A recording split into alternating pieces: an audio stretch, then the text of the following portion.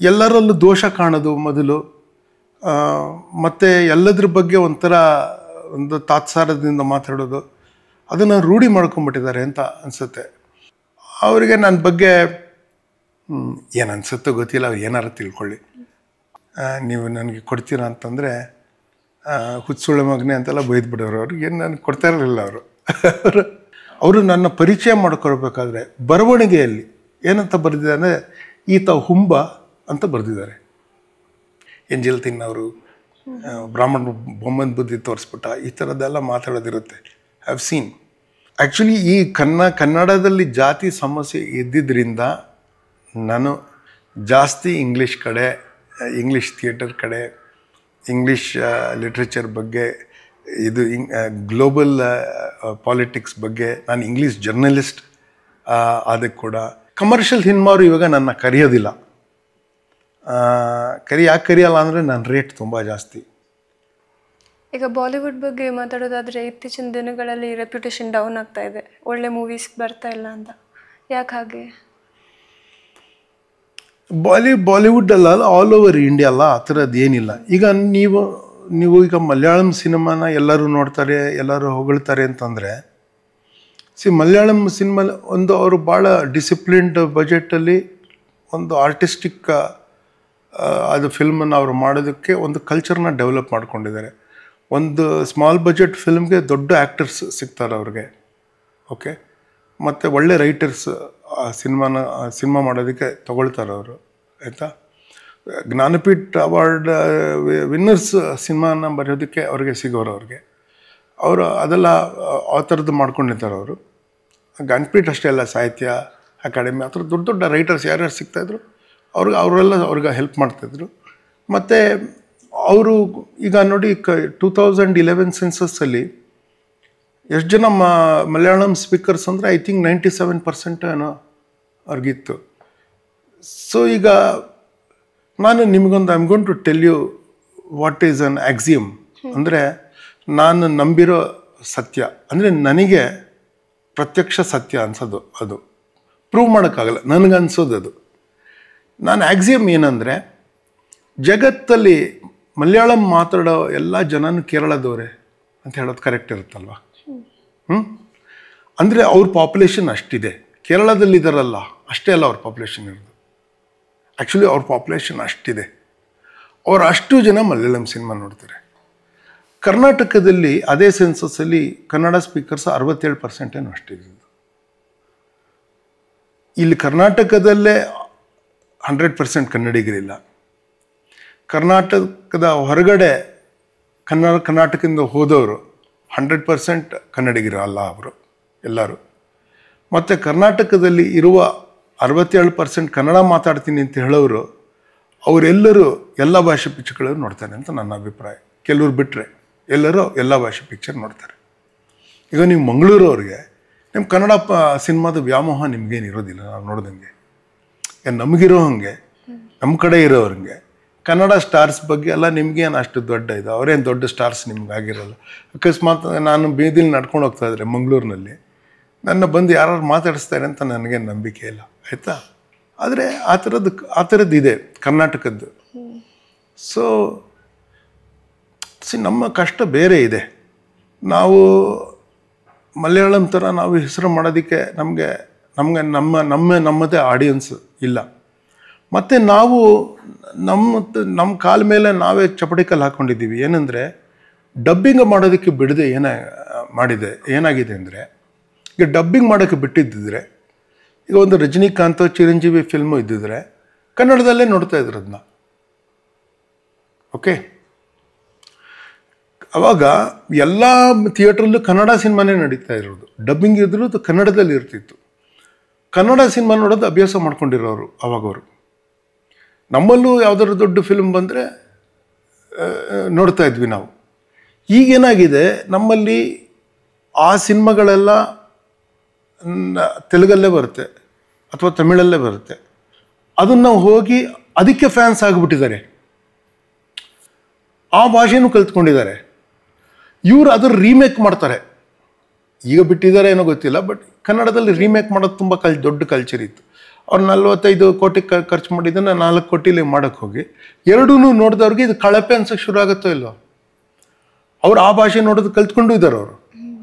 ಮತ್ತು ಇವ್ರಿಗೆ ನಿಜವಾದ ಕಾಂಪಿಟೇಷನ್ ಇಲ್ಲ. ಒಂದು ಕಂಫರ್ಟ್ ಝೋನನ್ನು, ಸೇಫ್ ಝೋನನ್ನು ಇವ್ರು ಕ್ರಿಯೇಟ್ ಮಾಡಿಕೊಂಡು ಅವ್ರ ಆಡಿಯನ್ಸ್ನ ಡಿಸ್ಟ್ರಾಯ್ ಮಾಡ್ಕೊಂಡಿದ್ದಾರೆ. ಆಡಿಯನ್ಸ್ಗೆ ಅನ್ಸೇಫ್ ಝೋನ್ ಮಾಡಿಕೊಂಡ್ರು, ಇವ್ರ ಇಂಡಸ್ಟ್ರಿಗೆ ಸೇಫ್ ಝೋನ್ ಮಾಡ್ಕೊಳ್ಳೋಕೆ ಹೋಗಿ ಏನಾಗಿದೆ ಇವಾಗ. ಅದಕ್ಕೆ ಕನ್ನಡಕ್ಕೆ ತುಂಬ ಕಷ್ಟ ಇದೆ. It is going to be very difficult for Kannada. So ಎಲ್ಲ ಭಾಷೆಯಲ್ಲೂ ಕೆಟ್ಟ ಸಿನಿಮಾ ಬರ್ತಿದೆ ಈಗ, ನಾಟ್ ಜಸ್ಟ್ ಇನ್ ಕನ್ನಡ, ಎಲ್ಲ ಭಾಷೆಯಲ್ಲೂ ಕೆಟ್ಟ ಸಿನಿಮಾ ಬರ್ತಾ ಇದೆ. See, I want to break one myth about the Malayalam cinema to you. See, Malayalam cinema has lost heavily this year. They've suffered over 1,000 crores of loss. 1,000 crores of loss is huge for Malayalam because their films are made with very small budgets. Or I think they've spent about 1,000 crores and they've lost more than 50% of the money. 60-70% of the money they've lost. Nothing is, some films they do well. You can't take 3 films and say the industry is doing well. It's not doing well. ಕನ್ನಡಲ್ಲೂ ಒಳ್ಳೆ cinema ಬರ್ತಾ ಇದೆ. Actually ಈ new age cinema, urban cinema ಬರೀತಾ ಇದಾರಲ್ಲ, ಈ ಹುಡುಗರೆಲ್ಲ ಬರೀತಾ ಇದ್ದಾರೆ ಗೊತ್ತಾ.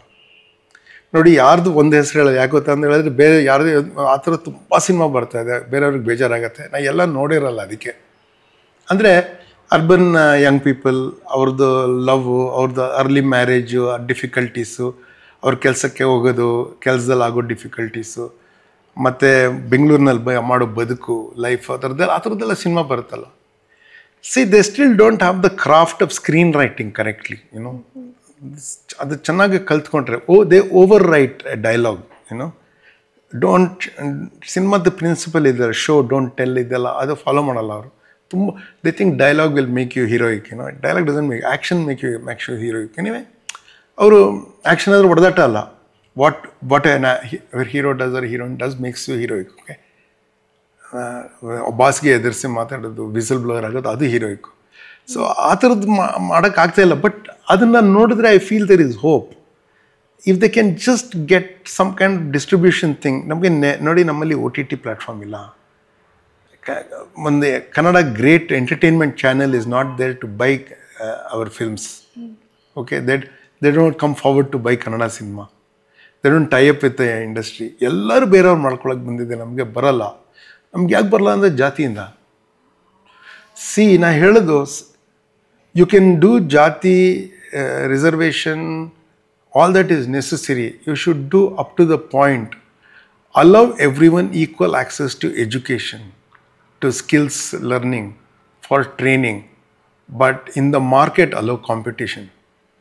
If you don't allow competition to happen, the entire industry will suffer. You know, if you make 20 Kannada films, you know, good Kannada films in a year, you'll have a Kannada audience. You've destroyed a Kannada audience now. Okay, not because, you know, nobody is saying you should encourage Brahmins. You encourage good writers, I'm saying. Bring good screenwriters. Be agnostic to caste. Let them be Christians, let them be Muslims. It does not matter. It does not matter whether they're Vakkaliga, Lingayat. It doesn't matter. There should be good screenwriters. You bring them. Don't allow. ಈಗ ಒಬ್ಬನ ಹತ್ರ ದುಡ್ಡಿದೆ, ನಾನು produce ಮಾಡ್ತೀನಿ ಅಂತ ಇಟ್ಕೊಳ್ಳಿ. ನೀನು ದುಡ್ಡು ಕೊಟ್ಟಿದ್ಯಾ, ನೀನು ಪ್ರೊಡ್ಯೂಸರ್ ಅಲ್ಲ. ನೀನು ಪ್ರೊಡ್ಯೂಸರ್ ಅಂದರೆ ನಿಂಗೆ ಆ ಫೀಲ್ಡ್ ಗೊತ್ತಿರಬೇಕು. ಒಬ್ಬ ಇಂಡಸ್ಟ್ರಿಯಲ್ಲಿ ಒಬ್ಬ ಪ್ರಾಡಕ್ಟ್ನ ತಯಾರಿಸ್ತಾನೆ ಅಂದರೆ ಆ ಪ್ರಾಡಕ್ಟ್ ಹೇಗೆ ಮಾಡಬೇಕು ಅಂತ ಗೊತ್ತಿರಬೇಕು ಅವನಿಗೆ. ಈ ದುಡ್ಡು ಕೊಡೋ ಪ್ರೊಡ್ಯೂಸರ್ಗೆ ಸಿನಿಮಾ ಹೆಂಗಿರಬೇಕು ಅಂತ ಅವನ ಟೇಸ್ಟ್ ಹೆಂಗಿದೆ ನಮ್ಗೆ ಗೊತ್ತಿಲ್ಲ, ಮತ್ತು ಸಿನಿಮಾ ಮಾಡೋಕ್ಕೆ ಬರೋಲ್ಲ. ಈಗ ನಾನು ಒಬ್ಬ ಹುಡುಗ ಬಂದು ಕೇಳ್ತಾ ಇದ್ದೀನಿ ನಂಗೆ ಹೇಳ್ದ, ಕೆಲವು ಸೀನ್ಸ್ ಶೂಟ್ ಮಾಡ್ತಾರಂತೆ ಸರ್ ಪ್ರೊಡ್ಯೂಸರು, ಅದನ್ನು ನೋಡಿ ಡಿಸೈಡ್ ಮಾಡ್ತಾರಂತೆ. ನಾನು ಹೇಳಿದೆ, ಏನು ಡಿಸೈಡ್ ಮಾಡ್ತಾರೆ? ಇಲ್ಲ, ಇದು ಸಿನಿಮಾ ಮಾಡ್ಬೋದು ಇಲ್ಲ ಅಂತ. ಅಲ್ಲ, ಅದನ್ನು ಸಿನಿಮಾ ಅವರು ಸ್ಕ್ರೀನ್ ಪ್ಲೇ ಗೊತ್ತಾಗಿಲ್ಲದೆ ಇರೋದು ಸಿನಿಮಾಲಿ ನೋಡಿದ್ರೆ ಏನು ಗೊತ್ತಾಗುತ್ತೆ ಅವ್ರಿಗೆ? ಅಲ್ಲ, ನಾವು ಹೆಂಗೆ ಮಾಡ್ತೀವಿ ಅಂತ ನೋಡ್ತಾರಂತೆ. ಅಂದರೆ ಅವ್ರಿಗೇನು ಸಾಮರ್ಥ್ಯ ಇದೆ?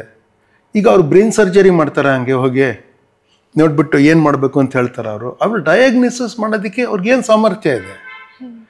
ಅವ್ರು ಈಸ್ ಸಿನಿಮ್ಯಾಟಿಕಲಿ ಇಲಿಟ್ರೇಟ್. ಅವ್ರಿಗೇನು ಗೊತ್ತಿರುತ್ತೆ?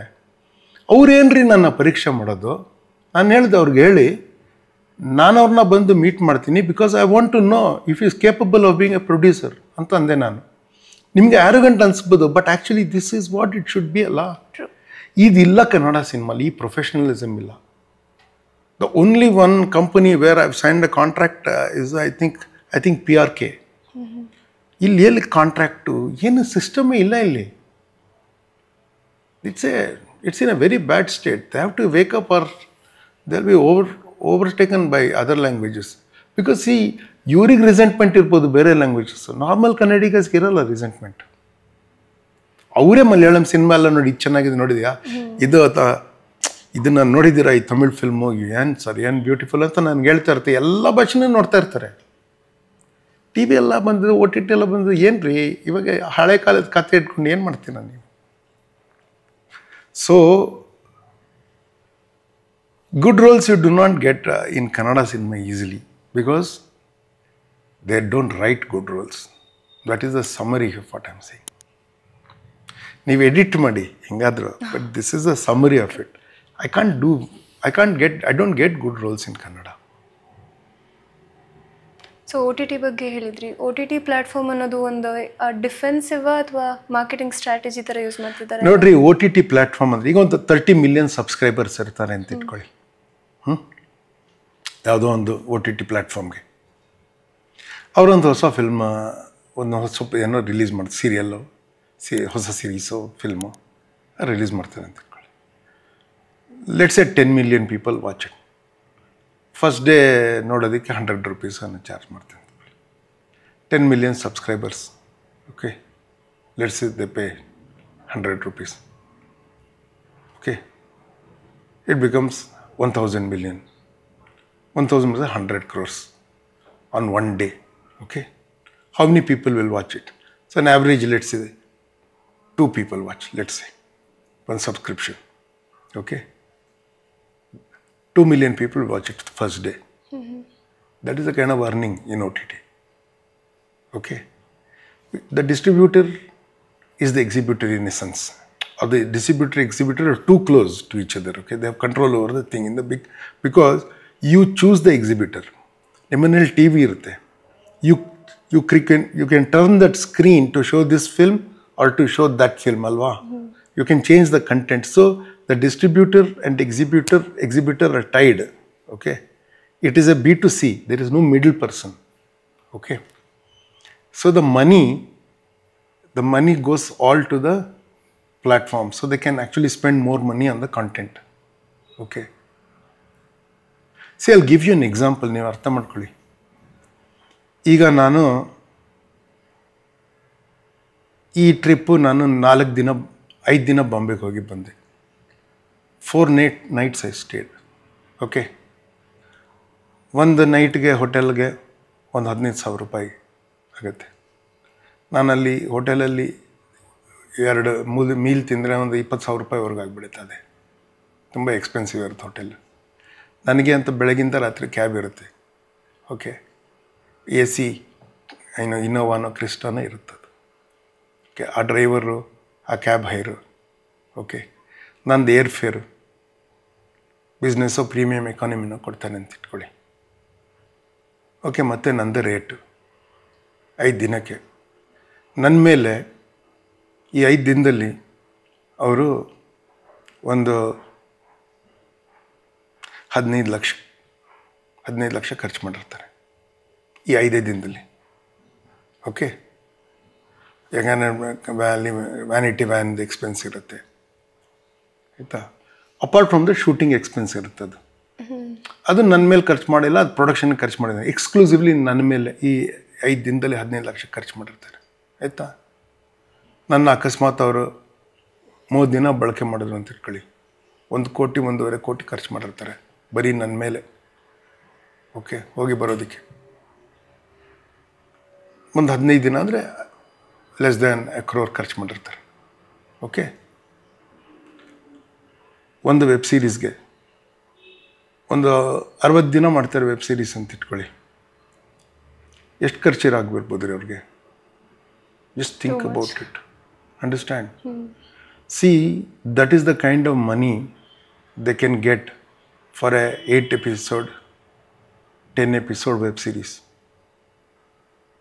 That is the kind of money. For 8 episodes, if you get 100 crores, so for a bigger one maybe 150 crores, can you see the money that there is? What will Kannada do, you tell me? See, Malayalam has transcended that. They're able to get a market outside. With subtitles they'll watch. Okay? Because they're stuck with hard work over many decades to good writing, to lower budgets, okay, and a dedicated Malayalam audience. We lost that audience. We lost that good screenwriting culture, you know, and we are paying the price. ಎಷ್ಟು ಕನ್ನಡ ಅಭಿಮಾನ ಹೇಳ್ಕೊಳ್ಳೋರು ಇವರೇ ದುಡ್ಡು ಹಾಕಿ ಮಾಡಲಿ ಒಂದು OTT platform ನೋಡೋಣ. ಅವ್ರಿಗೆ ಅವ್ರ ಆಡಿಯನ್ಸಲ್ಲಿ ನಂಬಿಕೆ ಇಲ್ಲ. They don't believe in their audience because they alienated them. So ಕನ್ನಡಕ್ಕೆ ತುಂಬ ಕಷ್ಟ ಇದೆ. ಆ್ಯಂಡ್ ನಮಗೂ ಕನ್ನಡದಲ್ಲಿ ಮಾಡೋದು ಕಷ್ಟ ಇದೆ. ಯಾಕೆಂದರೆ ಒಳ್ಳೆ ರೋಲ್ಸ್ ಇರೋಲ್ಲ ಕನ್ನಡಲ್ಲಿ, ಒಳ್ಳೆ ದುಡ್ಡಿರಲ್ಲ, 100% ಒಳ್ಳೆ ರೋಲ್ಸ್ ಇರೋಲ್ಲ, ಮತ್ತು ಚೆನ್ನಾಗಿ ನೋಡ್ಕೊಳ್ಳಲ್ಲ. ನಾನೊಂದು ಸತಿ ಒಂದು ಕನ್ನಡ ಸಿನಿಮಾಲ್ಲಿ ಹೋಗಿದ್ದೆ. ನನಗೊಂದು ವ್ಯಾನಿಟಿ ವ್ಯಾನ್ ಕೊಟ್ಟಿದ್ರು. ಯಾಕಂದ್ರೆ ನಂದು ಡಿಮ್ಯಾಂಡ್, ನಮ್ಮ ಮ್ಯಾನೇಜರ್ ಅರ್ಜುನ್ ಹೇಳಿದ್ರು ನನಗೆ ವ್ಯಾನಿಟಿ ಕೊಟ್ಟಿದ್ರು.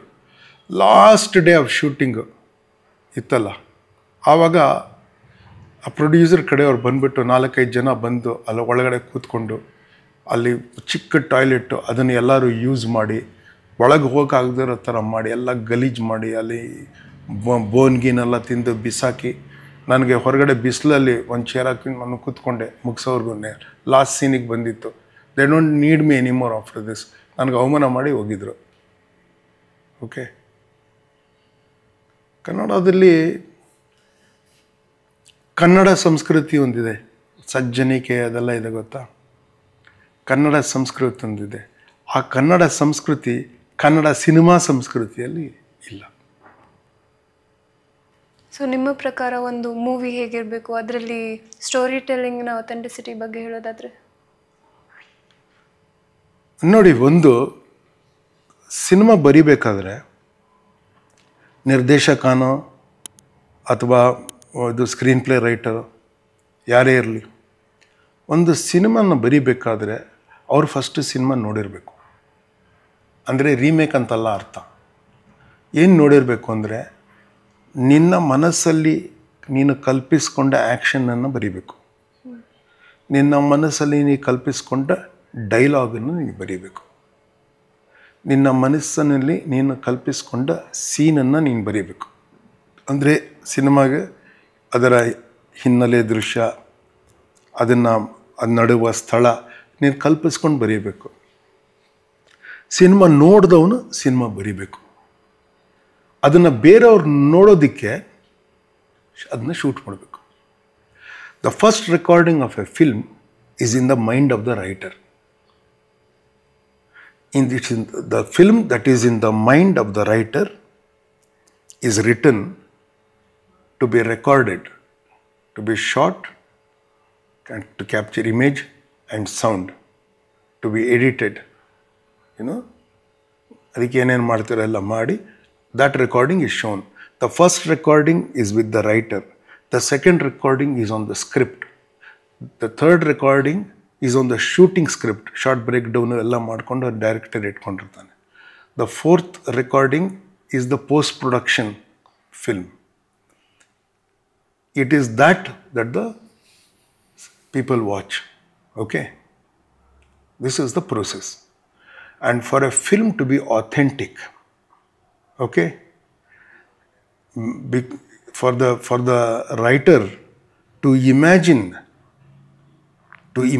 the action, to imagine the faces, the characters, their behavior, the scenery, she should have experienced it in her life.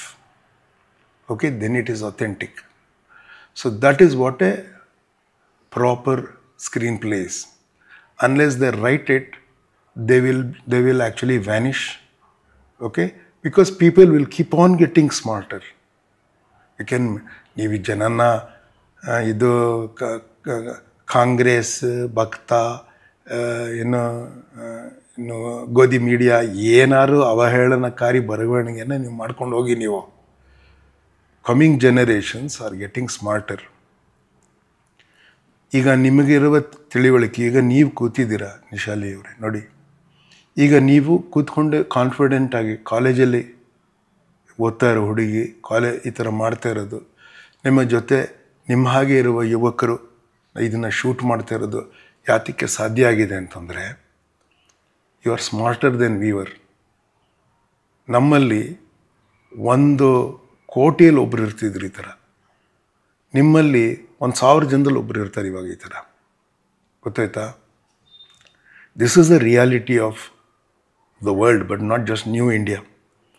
ಅದಕ್ಕೆ ಕಳಪೆ ಕೆಲಸ ನಿಲ್ಲೋದಿಲ್ಲ ಮುಂದೆ. ನಾವು ಎಚ್ಚೆತ್ಕೊಳ್ಳದೆ ಇದ್ದರೆ ಕನ್ನಡ ಸಿನಿಮಾದಲ್ಲಿ ಉಳಿಯೋದಿಲ್ಲ. ಕನ್ನಡ ಸಿನಿಮಾ ಉಳಿಯೋದಿಲ್ಲ ಅಲ್ಲ, ಕನ್ನಡ ಸಿನಿಮಾದಲ್ಲಿ ಉಳಿಯೋದಿಲ್ಲ. ಸಿನಿಮಾ ಉಳಿಯುತ್ತೆ, ಕನ್ನಡ ಸಿನಿಮಾದಲ್ಲಿ ಉಳಿಯೋದಿಲ್ಲ. ಕನ್ನಡ ಉಳಿಬೋದು ನಾಟಕದಲ್ಲಿ, ಸಾಹಿತ್ಯದಲ್ಲಿ. ಈ ಸಾಹಿತ್ಯಗಳು ಮಾತು ಬಿಟ್ಟು ಬರೆಯೋದು ಜಾಸ್ತಿ ಮಾಡಿದ್ರೆ ಇದು ಬರವಣಿಗೆಯಲ್ಲಿ ಉಳಿಬೋದು. ಮತ್ತು ಬೇರೆ ರೀತಿಯಲ್ಲಿ ಶಿಕ್ಷಣದಲ್ಲಿ ಕನ್ನಡ ಉಳಿಬೋದು ರೀ, ಇವರು ಮನಸ್ಸು ಮಾಡಿದ್ರೆ. ಅದೇ ನಾನು ಹೇಳೋದು, ಈ ಜಾತಿದೆಲ್ಲ ಸ್ವಲ್ಪ ಇಟ್ಕೊಳ್ಳಿ. ನಾನು ಹೇಳೋದು ಅದು ಕೆಲವ್ರಿಗೆ ಪೆಟ್ಟಿರುತ್ತೆ. ಇವಾಗ ಕೆಲವ್ರನ್ನ ಕಚ್ಚೋ ನಾಯಿನ ನಾವು ಸಾಕಿರ್ತೀವಲ್ಲ ಮನೆಯಲ್ಲಿ, ಆ ಥರ ಈ ಜಾತಿ ಅನ್ನೋದು ಕಚ್ಚೋ ನಾಯಿ ಥರ ಮನೆಯಲ್ಲಿ ಕೆಲವರಿಗೆ ತುಂಬ ಪ್ರೀತಿ ಇರುತ್ತೆ. ಅದನ್ನು ಸಾಕಿರೋರಿಗೆ ತುಂಬ ಪ್ರೀತಿ ಇರುತ್ತೆ. ಅದನ್ನು ಇಟ್ಕೊಂಡು ನೀವು ಬೇರೆ ಚೂ ಬಿಟ್ಟು ಬೇರೆಯವ್ರಿಗೆ ಕಚ್ಸೋದೆಲ್ಲ ಮಾಡ್ಕೊಂಡಿರಿ ಸ್ವಲ್ಪ ದಿನ. ಆದರೆ ಅತಿ ಮಾಡಬೇಡಿ ಅದನ್ನು. ನಿಮ್ಮ ಮನೆಗೆ ಯಾರು ಬರೋದಿಲ್ಲ ಅಂದರೆ ಏನು ಮಾಡ್ತೀರಾ ಅಲ್ಲ? ಸೊ ಅದನ್ನು ಸ್ವಲ್ಪ ಹಿಡಿದು ನಿಮ್ಮ ನಿಯಂತ್ರಣದಲ್ಲಿ ಇರಬೇಕದು. ಈಗ ಲೆಕ್ಕ ಹೀಗೇನು ಎಲ್ಲ ಬರೀ ಏನು ಬೇರೆ ಮಾತಾಡೋಂಗಿಲ್ಲ ಆ ಥರ ಆಗಿದೆ ಅಲ್ಲ? ನೀವೊಂದು ಟೆಡೆಕ್ಸ್ ಸ್ಪೀಚಲ್ಲಿ ಸಹ ಇದ್ರ ಬಗ್ಗೆ ಮಾತಾಡಿದ್ರಿ. ನಿಮ್ಮ ಎಷ್ಟು ಸಿಂಪಲ್ ವಿಷಯದಲ್ಲಿ ನಿಮ್ಮ ಕ್ರಿಯೇಟಿವಿಟಿನ ಹೇಗೆ ಯೂಸ್ ಮಾಡಿ ಯು ಇನೋವೇಟ್ ಥಿಂಗ್ಸ್ ಅಂತ. ಸೊ ಸ್ಟ್ಯಾಂಬಲ್ ಮೂವಿಯಲ್ಲಿ ಒಂದು ಕ್ಯಾಮರಾದಲ್ಲಿ ಏನೋ ರೇಷಿಯೋ ಎಲ್ಲ ಯೂಸ್ ಮಾಡಿದ್ರಿ. ಅದೇನಾಯಿತು ಅಂದರೆ, ನಾವು ಸ್ಟಂಬಲ್ ಮಾಡಿದ್ದು 2002ರಲ್ಲಿ ನಾವು ಅದನ್ನು ಶೂಟ್ ಮಾಡಿದ್ದು. ಅದನ್ನು ಶೂಟ್ ಮಾಡಬೇಕಾದ್ರೆ ನಾವು ಅಷ್ಟೊತ್ತಿಗಾಗಲೇ ಒಂದು ಇನ್ನೋವೇಷನ್ ಮಾಡಿದ್ವಿ. ಏನಂದರೆ, ನಾವು ETV ಕನ್ನಡಗೆ ನಾವು ಕರವ ಅಂತ ಒಂದು ಸೀರಿಯಲ್ ಮಾಡ್ತಾಯಿದ್ವಿ. ಆ ಸೀರಿಯಲ್ ಮಾಡಬೇಕಾದ್ರೆ ನಮಗೆ ಇದು ಬೀಟಾ ಕ್ಯಾಮಲ್ಲಿ ಒಂದು ಏನೋ ಡಿ ಜಿ ಬೀಟಾ ಅನ್ನೋದು ತುಂಬ ಇದು ಹೈ ಕ್ವಾಲಿಟಿ ಟೇಪ್, ಅದರಲ್ಲಿ ಶೂಟ್ ಮಾಡಬೇಕು ಅಂತ ನಮಗೆ ಬಿಗಿನಿಂಗಲ್ಲೇ ಹೇಳಿದರು ಅವರು, ETV ಕನ್ನಡ ಅವರು. ನಾನು 3 ಕ್ಯಾಮರಾ ಇಟ್ಕೊಂಡು ಫಸ್ಟ್ ಶೂಟ್ ಮಾಡಿದೆ. ಅದನ್ನು ಒಂದು 4 ಎಪಿಸೋಡನ್ನು ಮಾಡಿದೆ ಡಿಜಿಬಿಟಲ್ಲಿ. ಅದು ತುಂಬ ಎಕ್ಸ್ಪೆನ್ಸಿವ್ ಇತ್ತು ಆ ಟೇಪ್ಸು. ಅದಕ್ಕೆ ನಾವು ಜಾಸ್ತಿ ರೀಟೇಕ್ ಎಲ್ಲ ಮಾಡೋಕ್ಕೆ ಆಗ್ತಾ ಇರಲಿಲ್ಲ. ನಾನೇನು ಮಾಡ್ತಾಯಿದ್ದೆ ಅಂದರೆ, ಒಂದು ಇಡೀ ಸೀನನ್ನು ರಿಹರ್ಸ್ ಮಾಡಿ 3 ಕ್ಯಾಮ್ರಾ ಇಟ್ಕೊಂಡು ಒಂದು ಇಡೀ ಸೀನ್ 10 ನಿಮಿಷ 12 ನಿಮಿಷ ಸೀನ್ ಅಂದರೆ ಇಡೀ 12 ನಿಮಿಷನ 3 ಕ್ಯಾಮ್ರಾ ಇಟ್ಕೊಂಡು ಶೂಟ್ ಮಾಡ್ತಾಯಿದ್ದೆ. ಆಗ ನೀವು ಅದನ್ನು ಒಂದು 3 ಟೈಮ್ ಲೈನ್ ಇಟ್ಕೊಂಡು ಸಿಂಕ್ ಮಾಡಿ 3 ಕ್ಯಾಮ್ರಾನ ಮಾಡಿ ಸೌಂಡ್ ಕ್ಯಾಪ್ಚರ್ ಆಗುತ್ತೆ. ಸಿಂಕ್ ಮಾಡಿಬಿಟ್ಟು ಫ್ರೀಯಾಗಿ ನೀವು ಕಟ್ ಮಾಡಿದ್ರೆ ಪರ್ಫೆಕ್ಟ್ ಮ್ಯಾಚ್ ಆಗುತ್ತೆ ಎಡಿಟ್ ಅಲ್ವಾ? ಅದೇ ಟೈಮ್ ಅಲ್ವಾ ಅದು? ನಾನು ಹಿಂಗೆ ತಿರುಗಿರ್ತೀನಿ, ಆ ಟೈಮ್ಗೆ ಆ ಕ್ಯಾಮ್ರಾಗೆ ಕಟ್ ಮಾಡಿದೆ ಅಂದರೆ ಅಲ್ಲಿಂದ ಕರೆಕ್ಟಾಗಿ ತೊಗೊಂಡಿರುತ್ತೆ. ಅದೇನು ನಿಮಗೆ ಸೇಮ್ ಟೈಮ್ಗೆ ಆಗಿರುತ್ತಲ್ಲ, ಅದು ಆ ಥರ ಮಾಡ್ತಿದ್ದೆ ನಾನು. ಓಕೆ, ನನ್ನ ಪ್ರಕಾರ ಯಾರೂ ಮಾಡಿರಲಿಲ್ಲ ಕರ್ನಾಟಕದಲ್ಲಿ ಅಂದ್ಕೊಳ್ತೀನಿ, ಇಂಡಿಯಾಲ್ಲಿ ಗೊತ್ತಿಲ್ಲ, ಯಾರೂ ಮಾಡಿರಲಿಲ್ಲ ಅನ್ಸುತ್ತೆ. ಓಕೆ, ನಾನು ಮಾಡಿ 4 ಎಪಿಸೋಡ್ ಕಳಿಸ್ದೆ. ಬಟ್ ನಮಗದು ತುಂಬ ಎಕ್ಸ್ಪೆನ್ಸಿವ್ ಆಯಿತು. ಯಾಕೆಂದರೆ 1 ನಿಮಿಷ ಶೂಟ್ ಮಾಡೋದ್ರಲ್ಲಿ ತಪ್ಪಾದರೆ ಕಟ್ ಅಂತ ಹೇಳಿ ಮಧ್ಯ ಮಾಡ್ಬೋದು. ಆದರೆ ನಾವು ಒಂದು 6 ನಿಮಿಷ ಸೀನ್ ಶೂಟ್ ಮಾಡ್ಬೇಕಾದ್ರೆ 5.5 ನಿಮಿಷ ಆದಮೇಲೆ ತಪ್ಪಾದರೆ ತಿರ್ಗಾ ಕಟ್ ಮಾಡಿ ಪಿಕಪ್ ಮಾಡಿ ಶೂಟ್ ಮಾಡೋದು ನಮಗೆ ಕಷ್ಟ ಆಯಿತು ಈ ಸ್ಟೈಲಲ್ಲಿ. ಯಾಕೆಂದರೆ ನಾನು ಫುಲ್ ಬ್ಲಾಕಿಂಗ್ ಎಲ್ಲ ಮಾಡಿರ್ಬಿಡ್ತಿದ್ದೆ, ಓಡಾಟ ಎಲ್ಲ ತುಂಬ ಕಷ್ಟ ಆಗೋದು ನಮಗೆ. ಸೊ ಅದನ್ನ ಫುಲ್ ಮೊದಲಿಂದ ಮಾಡ್ತಾಯಿದ್ದೆ. ನಮಗೆ ಬೀಟಾ ಎಕ್ಸ್ಟ್ರಾ ಟೇಪ್ಸ್ ಎಲ್ಲ ಆಗೋದದು. ಸೊ ನಾನು ಕೂತ್ಕೊಂಡು ಓದಿದೆ ನಾನು ಎಷ್ಟು ರೆಸಲ್ಯೂಷನ್ ಇರುತ್ತೆ ಅಂತ. 2 ಇರುತ್ತೆ. ನಾನು ನಿಮಗೆ ಟೆಕ್ನಿಕಲಾಗಿ ಹೇಳ್ತೀನಿ. ಈಗ ಬೇರೆ ಕಾಲ ಬಂದಿದೆ, ಅದು ಹೇಳಿದ್ರೆ ಅರ್ಥ ಆಗತ್ತೆ. ಈಗ ಒಂದು ಫೋಟೋಗ್ರಾಫ್ ಇರುತ್ತೆ ಅಂತ ಇಟ್ಕೊಳ್ಳಿ, ಅದು ಗ್ರೀನಿಯಾಗಿರುತ್ತೆ ಅಥವಾ ತುಂಬ ಚೆನ್ನಾಗಿರುತ್ತೆ. ಅದರ ರೆಸಲ್ಯೂಷನ್ ಚೆನ್ನಾಗಿದ್ದರೆ ತುಂಬ ಚೆನ್ನಾಗಿರುತ್ತೆ, ಇಲ್ಲದ್ರೆ ಗ್ರೀನಿಯಾಗಿರುತ್ತೆ ಫೋಟೋ. ಯಾಕೆ ರೆಸಲ್ಯೂಷನ್ ಚೆನ್ನಾಗಿರುತ್ತೆ ಅಂದರೆ, ಒಂದು ಫೋಟೋದಲ್ಲಿ ಕಲರ್ ಫೋಟೋ ಇರುತ್ತೆ ಅಂತ ಇಟ್ಕೊಳ್ಳಿ. ಒಂದು ಕಲರ್ ಫೋಟೋದಲ್ಲಿ RGB ಅಥವಾ ಅದರದ್ದು ಕಾಂಪ್ಲಿಮೆಂಟ್ರಿ ಕಲರ್ಸು CMYK ಅದನ್ನು ನಾವು ಪ್ರಿಂಟ್ ಮಾಡ್ತೀವಿ. ಅದು ಟೈನಿ ಡಾಟ್ಸು, ಆಯಿತಾ? ಆ ಟೈನಿ ಡಾಟ್ಸ್ ಒಟ್ಟಿಗೆ ಸೇರಿದಾಗ ನಿಮ್ಗೆ ಒಂದೇ ಜಾಗದಲ್ಲಿ ಅದಿದೆ ಅಂತ ಕಣ್ಣಿಗೆ ಭಾಸ ಆಗುತ್ತೆ. ಅದಕ್ಕೆ ನಿಮ್ಗೆ ಒಂದು ಕಲರ್ ಕಾಣಿಸುತ್ತೆ. ನಿಮ್ಗೆ ಬೇಕಾದ್ದು 1 ಮಿಲಿಯನ್ ಕಲರ್ಸ್ ಕಾಂಬಿನೇಷನ್ ನಿಮ್ಗೆ ಕಾಣಿಸುತ್ತೆ. ಸ್ಮಾಲೆಸ್ಟ್ ಡಾಟ್ಸ್ ಒಟ್ಟಿಗೆ ಸೇರಿದಾಗ ನೀವು ಕನ್ನಡಿ ಇಟ್ಕೊಂಡು ನೋಡಿದ್ರೆ ಗೊತ್ತಾಗ್ತಾವೆಲ್ಲ ಡಾಟ್ಸ್, ಅದು ಬೇರೆ ಬೇರೆ ಕಲರ್ ಡಾಟ್ಸ್. ಅದು ಇಟ್ಕೊಂಡು ನೋಡಿದ್ರೆ ಪಿಕ್ಸೆಲ್ಸ್ ಇರ್ತಲ್ಲ, ಆ ಪಿಕ್ಸೆಲ್ಸ್ ಎಲ್ಲ ಸೇರಿದಾಗ they look the colours you want. So ನೀವು ದೂರದಿಂದ ನೋಡಿದಾಗ ಅದು ಒಟ್ಟಿಗೆ ಸೇರಿದಂಗೆ ಇರುತ್ತೆ. ಅದು ಜಾಸ್ತಿ ಇದ್ದಷ್ಟು ನೀವು ತುಂಬ ದೊಡ್ಡದು ಮಾಡಿಬಿಟ್ರೆ ಅದನ್ನು ನಿಮ್ಗೆ ಅದು ಗ್ರೀನಿಯಾಗಿ ಕಾಣುತ್ತೆ. ನಿಮ್ಗೆ ಬೇರೆ ಇಂಡಿವಿಜುವಲ್ ಕಲರ್ಸಿಂದ ಸೇರ್ ಮಾಡಿದ್ರೆ CMYK ಕಲರ್ಸ್ ಕಾಣಿಸೋಕ್ಕೆ ಶುರು ಆಗಿಬಿಡುತ್ತೆ ನಿಮಗೆ. ಗೊತ್ತಾಯ್ತಾ? ರೆಸಲ್ಯೂಷನ್ ಅಂದರೆ ಇದು ಪರ್ ಸ್ಕ್ವೇರ್ ಇಂಚು ಎಷ್ಟು ಡಾಟ್ಸ್ ಹಾಕಿದ್ರೆ ಅಷ್ಟು ಒಳ್ಳೆ ರೆಸಲ್ಯೂಷನ್ ಇರುತ್ತೆ. TVನಲ್ಲೂ ಅಷ್ಟೇ, ಒಂದು ಪಿಕ್ಸೆಲ್ ಅಂದರೆ ಎಷ್ಟು ಡಾಟ್ಸು ಆ ಪಿಕ್ಸೆಲಲ್ಲಿ ಇರುತ್ತೆ ಅಷ್ಟು ರೆಸಲ್ಯೂಷನ್ ಜಾಸ್ತಿ ಇರುತ್ತೆ. ಬೇರೆ ಥರ ಹೇಳೋದಾದರೆ ಎಷ್ಟು ಲೈನ್ಸ್ ಬರುತ್ತೆ. ಒಂದು TVನಲ್ಲಿ ಒಂದು ಇಮೇಜ್ ಬರಬೇಕಾದ್ರೆ ಒಂದು ಆಡ್ ಲೈನ್ಸ್ ಇರುತ್ತೆ, ಆಮೇಲೆ ಈವನ್ ಲೈನ್ಸ್ ಇರುತ್ತೆ. ಒಂದು ಸತಿ ಹೋಗುತ್ತೆ, ಇನ್ನೊಂದು ಸತಿ ಹೋಗುತ್ತೆ. ಅದು ಒಂದೇ ಡಾಟ್ ಅದು ಮೂವ್ ಆಗ್ತಾ ಇರೋದು. ಆ್ಯಕ್ಚುಲಿ ಸ್ಕ್ರೀನ್ ಮೇಲೆ ನೀವು ನೋಡೋದು ಒಂದೇ ಡಾಟ್. ಅದು 1 ಸೆಕೆಂಡಲ್ಲಿ ಅದು ಒಂದು edge of the TV screen to another edge of the TV screen ಒಂದೇ ಸೆಕೆಂಡಲ್ಲಿ ಅದು ಎರಡು ರೌಂಡ್ ಮಾಡಬೇಕು. ಅದು 2 ಸ್ಟಿಚ್ ಮಾಡಬೇಕು. ಅಂದರೆ add lines even lines ಮಾಡಬೇಕದು.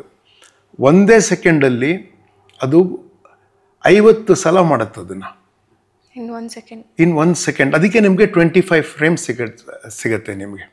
Okay, ಅವೆರಡು ಆಡು ಈವನ್ ಲೈನ್ಸ್ ಸೇರಿ ಒಂದು ಸ್ಕ್ರೀನ್ ಇಮೇಜ್ ಆಗುತ್ತೆ. ಆಯಿತು, ಒಂದು ಫ್ರೇಮ್ ಥರ ಅದು, ಒಂದು ಫ್ರೇಮ್ ಲೆಕ್ಕ. ಅದು 25 ಫ್ರೇಮ್ಸು 1 ಸೆಕೆಂಡ್ ಅಷ್ಟೇ. ಅಷ್ಟು ಫಾಸ್ಟಾಗಿ ಮೂವ್ ಆಗುತ್ತೆ. ಅದಕ್ಕೇನು ಕಷ್ಟ? ಅದು ಎಲೆಕ್ಟ್ರಿಕ್ ಇದದು ಸ್ಪೀಡ್ ಆಫ್ ಎಲೆಕ್ಟ್ರೋಮ್ಯಾಗ್ನೆಟಿಕ್ ಸ್ಪೀಡ್. ಅದು close to speed of light ಥರ ಸ್ಪೀಡಲ್ಲಿ ಹೋಗುತ್ತೆ ಅದು.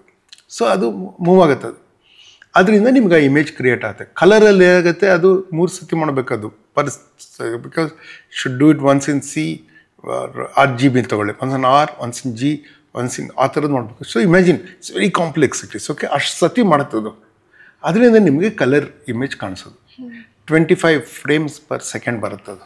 ಓಕೆ, ಅದರಿಂದ ಅದು ಎಷ್ಟು ಫೈನ್, ಎಷ್ಟು ನಂಬರ್ ಆಫ್ ಲೈನ್ಸ್ ಅದು ಮಾಡುತ್ತೋ ಅಷ್ಟು ಹೈ ರೆಸಲ್ಯೂಷನ್ ಇರುತ್ತೆ. 300 ಟೈಮ್ಸ್ ಮಾಡಿದ್ರೆ ಇಷ್ಟು ದಪ್ಪ ಇರುತ್ತೆ ಅಂತ ಇಟ್ಕೊಳ್ಳಿ. ಸುಮ್ಮನೆ ಕೈಯಲ್ಲಿ ತೋರಿಸಿದೆ, ಅದು ತುಂಬ ಮೈಕ್ರೋ ಅವೆಲ್ಲ. ಎಷ್ಟು ದಪ್ಪ ಇರುತ್ತೆ ಅಂತ ಇಟ್ಕೊಳ್ಳಿ.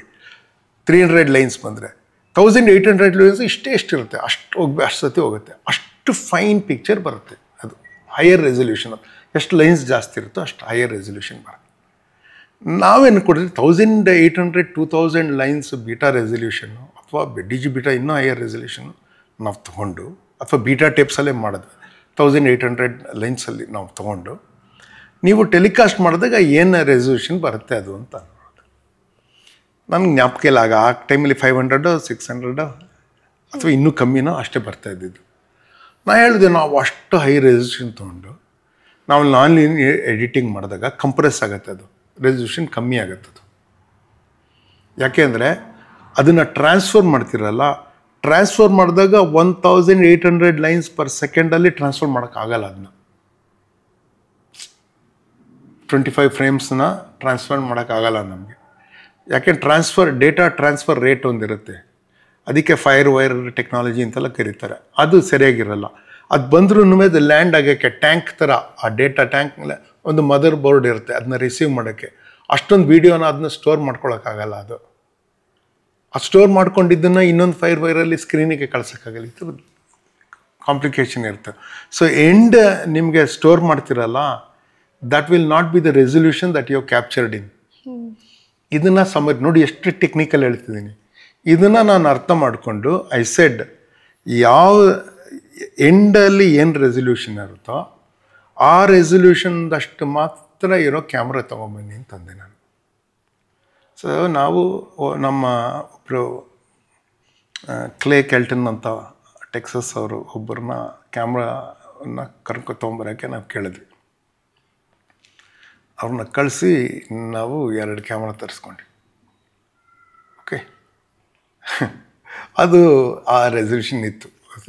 ಇಷ್ಟು ಕ್ಯಾಮ್ರಾ ಅದು. ಓಕೆ, ಟೇಪ್ಸು ಇಷ್ಟು ಬೀಟಾಗಿಂತ ಜಾಸ್ತಿ ಸ್ಟೋರ್ ಮಾಡೋದು, ಮತ್ತು ಅದನ್ನು ಇರೇಸ್ ಮಾಡಿ ತಿರ್ಗಾ ಮಾಡೋದು. ಬೀಟಾದಲ್ಲಿ ಸ್ಕ್ರ್ಯಾಚಸ್ ಬಂದ್ಬಿಡೋದು ತುಂಬ ಜಾಸ್ತಿ ಮಾಡೋದು. ಇದರಲ್ಲಿ ಬೇಕಾದ ಸತಿ ಮಾಡ್ಬೋದು. ಇದನ್ನ ಏನು ಜಾಸ್ತಿ ಆಗ್ತಾ ಇರಲಿಲ್ಲ ಪ್ರಾಬ್ಲಮ್. ಮತ್ತು ಅಷ್ಟು ಅದಕ್ಕಿಂತ ತುಂಬ ಚೀಪಾಗೂ ಇರೋದು. ಇದರಲ್ಲಿ ಶೂಟ್ ಮಾಡೋಕ್ಕೆ ಶುರು ಮಾಡಿದ್ವಿ. ಓಕೆ, ಅವ್ರು ನಮ್ಮನ್ನ ಕೇಳಿದ್ರು, ನಮಗೆ ಯಾವ ಕ್ಯಾಮ್ರಲ್ಲಿ ಶೂಟ್ ಮಾಡ್ತಿದ್ದಾರ, ತುಂಬ ಒಳ್ಳೆ ಕಲರ್ ಸಪರೇಷನ್ ಬರುತ್ತೆ ಅಂತಂದರು. ಆ್ಯಕ್ಚುಲಿ ಅವ್ರು ಬಂದು ನೋಡಿ ಶಾಕ್ ಆದರು. ಇಷ್ಟು ಚಿಕ್ಕ ಕ್ಯಾಮ್ರಲ್ಲಿ ನಾವು ಮಾಡ್ತಾಯಿದ್ವಿ. ನಾವು ETV ಕನ್ನಡಗೆ ಮಾಡಿದ್ವಿ. ನಾನು ಎಲ್ಲ ಕಡೆಗೆ ಹೇಳ್ಕೊಂಡಿದ್ದೀನಿ, ಇಲ್ಲೂ ನಿಮಗೂ ಹೇಳ್ತೀನಿ. I think I was the first one to shoot professionally with digital camera. Okay, in India for a television, professional television series. ಇದು ಫಸ್ಟ್ ಅದಾಗಲೇ ಮಾಡಿದ್ವಿ ನಮಗೆ. ಸೊ ನಮಗೆ ಸ್ವಲ್ಪ ಟೆಕ್ನಿಕಲ್ ನಾಲೆಜ್ ಇತ್ತು ನಮಗೆ. ಆಮೇಲೆ ಇಲ್ಲಿ ಸಿನಿಮಾ ಮಾಡಬೇಕಾದ್ರೆ ನಾವೇನು ಮಾಡೋದು, ಈ ಸೀರೀಸ್ ಮುಗ್ದೋಯ್ತು, ಸಿನಿಮಾ ಮಾಡಿದ್ವಿ. ಸಿನಿಮಾ ಮಾಡಿದಾಗ ನಾವು ನಾಗರ, ನಮ್ಗೆ ಸೆಲ್ಯುಲಾಯ್ಡ್ ಮಾಡ್ತಾಯಿದ್ವಿ ನಾವು. ಬಟ್ ನಾವು ನಾಗರ ತರಿಸ್ಕೊಳ್ಳೋಕೆ ಇಷ್ಟ ಇರಲಿಲ್ಲ. ಯಾಕೆಂದರೆ ನಾಗರ 24 ಫ್ರೇಮ್ಸಲ್ಲಿ ಮಾಡಬೇಕು ಪರ್ ಸೆಕೆಂಡ್. ಇದು 25 ಫ್ರೇಮ್ಸಲ್ಲಿ ಸೆಕೆಂಡ್ ಇರುತ್ತೆ. That is related to electricity. ನಮಗೆ ಎಲೆಕ್ಟ್ರಿಸಿಟಿ ಜನ್ರೇಟ್ ಆಗುತ್ತಲ್ಲ, ಶರಾವತಿ ಎಲ್ಲ ಏನೆಲ್ಲ ಇರುತ್ತಲ್ಲ, ಅದು ಟರ್ಬೈನ್ ಅದು ತಿರುಗಿ ಸೈಕಲ್ ಜನ್ರೇಟ್ ಮಾಡುತ್ತಲ್ಲ, that electric AC cycle will be ನಮಗೆ 50 ಸೈಕಲ್ಸ್ ಪರ್ ಸೆಕೆಂಡಲ್ಲಿ ಬರುತ್ತೆ ನಮಗೆ. ಓಕೆ, ಅಮೇರಿಕಾದಲ್ಲಿ 60 ಸೈಕಲ್ಸ್ ಪರ್ ಸೆಕೆಂಡ್ ಬರುತ್ತೆ. ಸೊ ಅವರು NTSC ಟೇಪ್ಸಲ್ಲಿ ಅದರ ರೇಷಿಯೋಲ್ಲಿ ಮಾಡ್ತಾರೆ ಅವರು. ಅಂದರೆ ಹೈಸಲ್ಲಿ ಮಾತ್ರ ಪರ್ಫೆಕ್ಟ್ ಪರ್ಫೆಕ್ಟ್ ಲೈಟ್ ಇರುತ್ತೆ, ಅಥವಾ ಕ್ಯಾಪ್ಚರ್ ಪವರ್ ಇರುತ್ತೆ. ಸೊ ಅದನ್ನು ಮಾತ್ರ ಕ್ಯಾಪ್ಚರ್ ಮಾಡಬೇಕು. ಅದನ್ನ ಮಾಡಿದ್ರೇ, ಇಲ್ದರೆ ಫಿಲ್ಮಲ್ಲಿ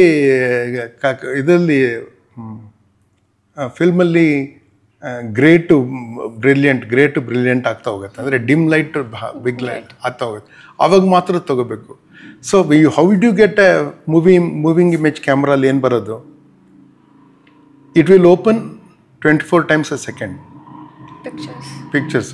24 ಸ್ಟಿಲ್ ಪಿಕ್ಚರ್ಸು ಒಂದು ಮೂವಿಂಗ್ ಸೆಕೆಂಡ್ ಆಗುತ್ತೆ. ಅದು ಆ್ಯಕ್ಚುಲಿ ಮೂವ್ ಆಗಲ್ಲ, ನಿಮ್ಮ ಕಣ್ಣಿಗೆ ಪರ್ಸಿಸ್ಟೆನ್ಸ್ ಆಫ್ ವಿಷನಿಂದ ಮೂವ್ಮೆಂಟ್ ಥರ ಕಾಣಿಸುತ್ತದು. ಅದೇ ಥರ ಇದು ಡಿಜಿಟಲ್ ಇದರಲ್ಲಿ 25 ಫ್ರೇಮ್ಸ್ ಪರ್ ಸೆಕೆಂಡ್ ಆಗುತ್ತೆ. ಅದು ಮೂವಿಂಗ್ ಥರ ಇರುತ್ತೆ. Actually it's just a dot. It's not even in image, it's actually just a dot. And it makes 25 frames. Let's call them 25 images ಆಗುತ್ತೆ. ಸೊ ನಾನು ಡಿಜಿಟಲ್ ಟೆಕ್ನಾಲಜಿ ಕ್ಯಾಮ್ರಲ್ಲಿ ಯೂಸ್ ಮಾಡ್ತಾ ಇದ್ದೀನಿ. ಬಟ್ ನಾಗರ is still sticking to old generation celluloid 24 frames, because that camera opens at 24 frames per second. So ಇದು 25 frames per second because of our electricity supply. So ನಾನೇನು ಹೇಳಿದೆ, ಅದರಲ್ಲೇ ಕ್ಯಾಪ್ಚರ್ ಮಾಡೋಣ sound ಒಂದು. But 25 frames per second match ಆಗಲ್ಲ. ಯಾಕೆಂದರೆ 1 ಸೆಕೆಂಡಲ್ಲಿ 1/25th of a frame ಹೋದರೂ ವಾಯ್ಸ್ಗೆ ಏನು ಡಿಫ್ರೆನ್ಸ್ ಆಗಲ್ಲ. ಆದರೆ over 2 hour film 7 minutes lag ಬಂದ್ಬಿಡುತ್ತದು ವಾಯ್ಸು. ನಾನು ಏನು ಅಂತ ಹೇಳಿದ್ದು 7 minutes ಆದಮೇಲೆ ಆಗುತ್ತೆ, ಆ ಥರ ಆಗಿಬಿಡುತ್ತೆ ಇಲ್ಲಿ ಸಿಂಕ್ ಹೋಗ್ಬಿಟ್ಟು. ಸೊ ನಾನು ಹೇಳಿದೆ, it's no problem. I will actually divided by that ratio and I will actually expand the sound and fit it to that ratio. Expand contract 25. I'll expand the sound to that. I'll make it 25 frames. ಇಲ್ಲ ಅದು distort ಆಗುತ್ತೆ ಅಂತ ಹೇಳಿದೆ. In one ಫ್ರೇಮಲ್ಲಿ 1/25th of a frame distortion ಇರುತ್ತೆ, ಯಾರೂ recognise ಮಾಡೋಕ್ಕಾಗಲ್ಲ ಅಂದೆ ನಾನು. ಅವರು ನಂಬಲಿಲ್ಲ. ಅವರು ನಮ್ಮ ಎಡಿಟ್ ಡಬ್ ಅವರು ನಾವು ಮಾಡಿದ್ವಿ ನೋಡಿ, ಅವ್ರಿಗೆ ಶಾಕ್ ಆಯಿತು ಅವ್ರ ಲಿಪ್ ಸಿಂಕ್ ನೋಡಿ. ಅದೊಂದು ಮಾಡಿದೆ. ಲಾಸ್ಟ್ ಒನ್ ಹೇಳ್ತೀನಿ. ಆ್ಯಕ್ಚುಲಿ ನೀವು ಬೇರೆ ಏನು ಮಾಡಿದ್ರೆ ಟೆಕ್ನಿಕಲ್ ಹೇಳಿದ್ರೆ ಸಾಕು. ನಾವು ಮಾಡಿದ್ವಿ, ಇವಾಗೆಲ್ಲ ಯೂಸ್ ಇಲ್ಲ, ಆವಾಗ ಮಾಡಿದ್ವಿ ನಾವು. ನಾನೇನು ಮಾಡಿದೆ, ಸ್ಲಿಂಗ್ ಶಾಟ್ ಅಂತಿತ್ತು. ನಾವು ನಮ್ಮ ಆಫೀಸಲ್ಲಿ ಎಡಿಟ್ ಮಾಡಿದ್ವಿ. ಇಲ್ಲ ಯಾವುದೋ ಬೇರೆ ಸ್ಪೆಷಲ್ ಸ್ಟುಡಿಯೋಗೆ ಹೋಗಿ ನೀವು ಸಿನಿಮಾ ಎಡಿಟ್ ಮಾಡಬೇಕು. ಯಾಕೆ ಅಂದೆ ನಾನು, ಅವರೇ ಲೋ ರೆಸೊಲ್ಯೂಷನ್ ಎಡಿಟ್ ಮಾಡ್ತೀವಿ, ಎನಿವೆ ಅವ್ರು ಕಟ್ ಮಾಡೋದು ಸೆಲ್ಯುಲಾಯ್ಡ್ ಮೇಲೆ, ರೆಸೊಲ್ಯೂಷನ್ ಏನು ಮ್ಯಾಟ್ರ್ ಅಲ್ಲ, ನಾವ್ಯಾಕೆ ಬೇರೆ ಕಡೆ ಮಾಡಬೇಕು ಅಂತ. ಇಲ್ಲ ಅವರು ಸ್ಲಿಂಕ್ ಶಾಟ್ ಮಾಡ್ತಾರೆ ಅಂದರು. ಏನಂದರೆ ನಾವೇನು ಎಡಿಟ್ ಡಿಸಿಷನ್ ಮಾಡಿರ್ತೀವೋ ಅದನ್ನು ನಂಬರ್ಸಲ್ಲಿ ಅದು ಒಂದು ಫೈಲ್ ಜನ್ರೇಟ್ ಮಾಡುತ್ತೆ. ಆ ಫೈಲ್ನ ನಾವು ಕೊಟ್ಟರೆ ಅಲ್ಲಿ ಕೂತ್ಕೊಂಡು ಎಡಿಟರ್ಸ್ ಅಕಾರ್ಡಿಂಗ್ಲಿ ಕಟ್ ಮಾಡ್ತಾರೆ. ನಾನು ಹೇಳಿದೆ ಅದು ಹಿಂಗೆ ಸ್ಲಿಂಕ್ ಶಾಟ್ ಜನ್ರೇಟ್ ಮಾಡುತ್ತೆ, ಅದನ್ನು ಓದ್ಕೊಂಡೆ. ಏನಂದರೆ ಒಂದು ಫಿಲ್ಮ್ ಫ್ರೇಮ್ ಇರುತ್ತಲ್ಲ, ಎಜ್ ಕೋಡ್ ಅಂತ ಇರುತ್ತೆ, ಇಲ್ಲೊಂದು ನಂಬರ್ ಇರುತ್ತೆ, ಇಲ್ಲೊಂದು ನಂಬರ್ ಇರುತ್ತೆ, ಇದೇ ಈ ಫ್ರೇಮ್ದು ನಂಬರ್ ಇರುತ್ತೆ. ಓಕೆ, ನೀವು ಇಲ್ಲಿರೋ ನಂಬರು ಮ್ಯಾಚ್ ಮಾಡ್ತಾ ಹೋದರೆ ಅದೇ ಎಡಿಟ್ ಡಿಸಿಷನ್ನು. ಅದನ್ನು ಜಾಯಿನ್ ಮಾಡ್ತಾ ಇದ್ರೆ ಎಡಿಟೆಡ್ ಫಿಲ್ಮ್ ಬರುತ್ತೆ. ಕರೆಕ್ಟ್ ಹೇಳಿದ್ದು. ಡಿಜಿಟಲಿ ಅದು ಆ ಡಿಸಿಷನ್ಸ್ ಕೊಡುತ್ತೆ. ನಾವು ಇಲ್ಲಿ ಈ ಫಿಲ್ಮ್ದು ರೀಲ್ ಅಲ್ಲಿವರೆಗೂ ಇದೆ, ನಾನು ಎಡಿಟೆಡ್ ಶಾಟ್ ಇಲ್ಲಿಗೆ ಕಟ್ ಮಾಡ್ಕೊಳ್ತೀನಿ ಈ ಫ್ರೇಮ್ಗೆ, ಇನ್ನೊಂದು ಯಾವುದೋ ತಂದು ಅದಕ್ಕೆ ಸೇರಿಸ್ತೀನಿ, ಟೇಪ್ ಹಾಕಿ ಅಂಟಿಸ್ತೀನಿ, ಈ ಏಜ್ ಕೋಡು ಮ್ಯಾಚ್ ಮಾಡಿದೆ, ಇದಾದ್ಮೇಲೆ ಇದು ಬರುತ್ತೆ ಅಂತ ಹೇಳ್ತೀನಿ. This how we do it. Okay, ನಾನು ಹೇಳಿದೆ ಹಂಗೆ ಮಾಡಲ್ಲ ನಾವು ಎಜ್ ಕೋಡ್ ಜನ್ರೇಟ್ ಆಗಿರುತ್ತಲ್ಲ, ನಾವೇ ಕೂತ್ಕೊಂಡು ಬರೀತೀವಿ, ಅದನ್ನ ಕಳಿಸ್ತೀವಿ. ಸರ್ ಅದು ಎಷ್ಟೊಂದು ಎಡಿಟ್ ಎಷ್ಟಿರುತ್ತೆ ರೀ, ಒಂದು ಶಾರ್ಟ್ ಎಷ್ಟು ಉದ್ದ ಇರುತ್ತೆ? 10 seconds ಇರ್ಬೋದು. ಎಡಿಟೆಡ್ ಶಾರ್ಟ್ನ, ಶೂಟಿಂಗ್ ಶಾರ್ಟ್ ಅಲ್ಲ, ಎಡಿಟೆಡ್ ಶಾರ್ಟ್ ಬೇರೆ ಅಲ್ಲ. ನಾನು ನೀವು ಮಾತಾಡ್ತಾ ಇದ್ದೀರಾ. ಓಕೆ, ಈಗ 2 ಕ್ಯಾಮ್ರಾ ಇದೆ, ನೀವು ಇದನ್ನ ಎಡಿಟ್ ಮಾಡಿದಾಗ ನೀವು ಹೇಳ್ದಾಗ ನಿಮ್ಮನ್ನ ಹಾಕ್ತಾರೆ, ನನ್ನ ಹೇಳ್ತಾರೆ, ನೀವು ರಿಯಾಕ್ಟ್ ಮಾಡಿದ್ನ ನಿಮ್ದು ಹಾಕ್ತಾರೆ, ಗೊತ್ತಾ? ಅದು ಎಡಿಟೆಡ್ ಶಾರ್ಟ್. ಅದು ಶೂಟ್ ಮಾಡಿದ್ದು ಒಂದೇ ಶಾರ್ಟು, ಎಡಿಟ್ ಮಾಡಿದ್ದು ಬೇರೆ ಶಾರ್ಟ್ ಇರುತ್ತಲ್ಲ. ನಾ ಹೇಳಿದೆ ಎಷ್ಟಿರುತ್ತೆ, 10 seconds ಒಂದು ಶಾರ್ಟ್ ಅಂತ ಅವರೇಜ್ ಇಟ್ಕೊಳ್ಳಿ ಬೇಕಾದ್ರೆ, ಸುಮ್ಮನೆ just make mathematics easy for you. 10 seconds ಇದೆ ಅಂದರೆ 1 hour-ಅಲ್ಲಿ 1 minute-ಅಲ್ಲಿ 6 ಶಾರ್ಟ್ ಇರುತ್ತೆ, 1 hour-ಅಲ್ಲಿ 60 ಶಾರ್ಟ್ ಇರುತ್ತೆ. ಕರೆಕ್ಟಾ? ಒಂದು 2 hours 120 ಶಾರ್ಟ್ಸ್ ಇರುತ್ತೆ. ಎಷ್ಟು ಕಷ್ಟ ಇದೆ ಇದು. ಈ ಥರದ್ದು ಏನೋ ಒಂದು ಲಾಜಿಕ್ ಆರ್ಗ್ಯೂ ಮಾಡಿದೆ ನಾನು. ಎಷ್ಟು shorts if it's not 10 seconds, it's 5 seconds average ತೊಗೊಂಡ್ರೆ ಇನ್ನೊಂದು. ಸೊ ಒಂದು 250 ಕೂತ್ಕೊಂಡು ಬರೀಬೇಕಂದ್ರೆ ನಮ್ಮ ಆಫೀಸಲ್ಲಿ ಕೂತ್ಕೊಂಡು ಬರೀತಾರೆ, ಬರೆದು ಕಳಿಸಿದ್ರು ನಮಗೆ, ಅದನ್ನು ಕೊಟ್ವಿ. ಓಕೆ, ಅದರ ಪ್ರಕಾರ ಅವ್ರು ಎಡಿಟ್ ಮಾಡಿದ್ರು. ಆ್ಯಕ್ಚುಲಿ ಎಡಿಟ್ ಮಾಡಿದಾಗ ಒಂದು ಮಿಸ್ಟೇಕ್ ಆಗಿತ್ತು. ಯಾಕೆಂದರೆ ಒಂದು ಎಂಟೈರ್ ಸೀನು ಈ ಎಜ್ ಕೋಡು ಆ ಎಜ್ ಕೋಡು ಅವರು ರಿವರ್ಸ್ ಆಗಿ ಮಾಡಿಬಿಟ್ಟಿದ್ರು. ಸೊ ಒಂದು ಎಂಟೈರ್ ಸೀನ್ ರಿವರ್ಸಲ್ ಪ್ಲೇ ಆಗಿತ್ತು. ಅಂದರೆ ನಾವು ಬರೆದಾಗ ಏನೋ ತಪ್ಪಾಗಿ ಏನೋ ಆಗಿತ್ತು, ಗೊತ್ತಿಲ್ಲ ಅದು, ಅಥವಾ ಇನ್ನೊಂದು ಪೇಜಿಗೆ ಹೋದಾಗಲೇ ಏನೋ ತಪ್ಪಾಗ್ಬಿಟ್ಟಿತ್ತು. ಅದು ಬಿಟ್ಟರೆ ಅದು ಪರ್ಫೆಕ್ಟ್ಲಿ ವರ್ಕ್ ಆಯಿತು. ನಾನು ನಿಮ್ಗೇನು ಹೇಳ್ತಾ ಇದ್ದೀನಿ ಅಂದರೆ, ನಾನು ದೃಢವಾಗಿ ಖಚಿತವಾಗಿ ಹೇಳೋದೇನೆಂದರೆ, moving image media is very heavily based on technology. Technology will influence everything, the quality of your image, the quality of your sound, the quality of the graphics you use, your ability to edit, your ability to add post-production sound and images, your B-roll, what kind of B-rolls you can add, what kind of overlay, what kind of effects you can generate. Everything depends on technology. What kind of light you can have? You can have a very small light which can actually light up, an entire small room. Okay, you can use that light in a lift. Then you can write a scene in the lift. Otherwise, you have to construct a lift thing. You have to be able to remove walls, as you shoot for lighting. ಏನೇನೋ ಮಾಡಬೇಕು. So now you get LED. ಇದು LED-ಲಿ ಈಗ ನೀವು ಸುಮ್ಮನೆ paste ಮಾಡ್ಬೋದು ಲೈಟ್ನ. You can just paste a wall of light. ಈಗ ಆ LED ರಿಫ್ಲೆಕ್ಟ್ ಆಗ್ಬೋದು. You can have lights like that. So you can write differently. You can go to places you couldn't go before. ನಾವು CG is there. You can I can write a Kannada film where ಈಗ Sunita Williams ಅವರು ಸ್ಪೇಸಲ್ಲಿ stuck ಆಗಿದ್ದಾರೆ. Okay, ಅವ್ರನ್ನ ಹೋಗಿ ಬಿಡುಗಡೆ ಮಾಡ್ಕೊಂಡು ಬರೋದಕ್ಕೆ ಸೈಂಟಿಸ್ಟಲ್ಲಿ ಒಬ್ಬರು ಕನ್ನಡ ಮಹಿಳೆನ ಕಳಿಸ್ತೀವಿ ಅಂತ ಇಟ್ಕೊಳ್ಳಿ. ಓಕೆ, ನಾವು ಸ್ಕ್ರೀನ್ ಪ್ಲೇ ಆ ಥರದ್ದು ಬರೀಬೋದು ನಾನು. ಯಾಕೆಂದರೆ ಇವಾಗ ಇರೋ ಶೂಟಿಂಗ್ ಎಬಿಲಿಟಿಲಿ 3D ಇಮೇಜ್ ಪೋಸ್ಟ್ ಪ್ರೊಡಕ್ಷನಲ್ಲಿ ಜನರೇಟ್ ಮಾಡೋ ಕೇಪಬಿಲಿಟಿ ಇರೋದು AI ಇಂದ ಎಲ್ಲ ಈಗ ಮಾಡೋದಕ್ಕೆ ಸಾಧ್ಯ ಇದೆ. So the kind of scripts you write will change. So ಈ ಸಾಹಿತಿಗಳು ಹೇಳೋದು ಅಂದರೆ but fundamentally the kind of story you tell will not change. ಈ ಫಂಡಮೆಂಟಲ್ ಸ್ಟೋರಿ ಚೇಂಜ್ ಆಗೋದ್ರೆ ರೈಟಿಂಗು ಬೇಕಾಗಿಲ್ಲ, ಮಾತಾಡಿದ್ರೆ ಸಾಕು. ನಾವು ಹೇಳ್ತಾ ಇರೋದು the medium has certain advantages and certain limitations, and it is heavily influenced by adapting technology. So this is what I'm saying. Unless we are ನಮ್ಮಲ್ಲಿ ಒಂದು ಸಿನಿಮಾ ಕರೆಕ್ಟಾಗಿರೋ ಸಿನಿಮಾ ಕಾಲೇಜ್ ಇಲ್ಲ, ಎಲ್ಲ ಸಿನಿಮಾ ಕೋರ್ಸಸ್ ಇರುತ್ತೆ, ಎಲ್ಲ ಫಿಲ್ಮ್ ಸ್ಟಡೀಸು ಎಲ್ಲ completely. ಈಗ ನವ್ಯ ಹೆಂಗೆ ಹೋಗುತ್ತೋ ಅವೆಲ್ಲ ಹಂಗೆ ಹೋಗುತ್ತೆ ಅನ್ಸುತ್ತೆ. ಓಕೆ, ಅವ್ರು ಏನೇನೋ ಏನೇನೋ ಥಿಯರಿ ಎಲ್ಲ ಇರುತ್ತೆ. ಓಕೆ, ಅದನ್ನೆಲ್ಲ ಓದ್ಕೊಂಡು ಯಾರು ಸಿನಿಮಾ ಮಾಡೋದು ಬಿಟ್ಬಿಡ್ತಾರೆ. ಅದನ್ನ ಓದೋರು ಸಿನಿಮಾ ನೋಡೋದು ಬಿಟ್ಬಿಡ್ತಾರೆ. ಅದನ್ನ ಮಾಡೋದಂತೂ ಸಾಧ್ಯನೇ ಇಲ್ಲ, ಅದನ್ನೆಲ್ಲ ತಿಳ್ಕೊಂಡು. ಆ ಥರದ್ದೆಲ್ಲ ಇದೆ. ಸಿನಿಮಾ ಹೆಂಗೆ ಮಾಡೋದು ಸ್ಕಿಲ್ಸ್ ಟ್ರೈನಿಂಗ್ ಕೋರ್ಸಸ್ ತುಂಬ ಕಮ್ಮಿ ಇದೆ. ಅದು ಇವಾಗ ನೋಡಿ ಬೆಂಗಳೂರಿನಲ್ಲಿದೆ. ವಿ ಕೆ ಮೂರ್ತಿ ಗೋವಿಂದ ನಾರಾಯಣ್ ಗ್ರ್ಯಾಜುಯೇಟ್ ಆಗಿದ್ದು ಬೆಂಗಳೂರಿನಲ್ಲಿ. ಮಹಾರಾಜರು ಸ್ಟಾರ್ಟ್ ಮಾಡಿದ್ದು ಕಾಲೇಜ್ ಇದೆ ನಮ್ಮದು, SJ ಪಾಲಿಟೆಕ್ಸ್, ಶ್ರೀ ಜಯಚಾಮರಾಜೇಂದ್ರ ಪಾಲಿಟೆಕ್ನಿಕ್. ಆ SJ ಪಾಲಿಟೆಕ್ನಿಕಲ್ಲಿ ಅದನ್ನು ಡೈರೆಕ್ಟರೇಟ್ ಆಫ್ ಟೆಕ್ನಿಕಲ್ ಎಜುಕೇಷನ್ ಕೆಳಗಡೆ ಇಟ್ಟಿದ್ದಾರೆ. ಈ ಟೆಕ್ನಿಕಲ್ ಎಜುಕೇಷನ್ ಇಲ್ಲ ರೀ, ಅದು ಬರೀ ಟೆಕ್ನಿಕಲ್ ಅಲ್ಲ ರೀ, ಅದಕ್ಕೆ ಕ್ರಿಯೇಟಿವ್ ಸ್ಕಿಲ್ಸು ಬೇಕು, ರೈಟಿಂಗ್ ಬೇಕು. ಅದಕ್ಕೆ photography is not just technology. Photography is compositional skill, cinematography is compositional skill, ಅದು ಬೇಕು.